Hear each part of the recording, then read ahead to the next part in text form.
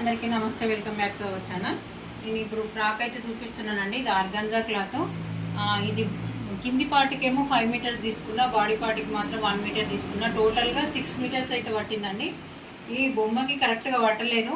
ఈ కింద వెనకాల అయితే హ్యాంగింగ్స్ ఇట్లా కట్టిన చిన్న సైజు డ్రెస్సు, బొమ్మ మాత్రం పెద్ద సైజు కదా. పిన్స్ అయితే పెట్టి మీకు చూపిద్దామని చెప్పేసి ఇలా లైనింగ్ లేకుండా రాశిబుట్ట హ్యాండ్స్ అయితే ఇచ్చి పాపకు వేసినాక చూపిద్దాం అనుకున్నా కానీ వేసినప్పటి ఫోటోనైతే అయితే లేదండి. దీనిపైనకి మరీ ప్లేన్ అయిపోతుందని చెప్పేసి ఇలానైతే కోట్ అయితే రెడీ చేసినానండి.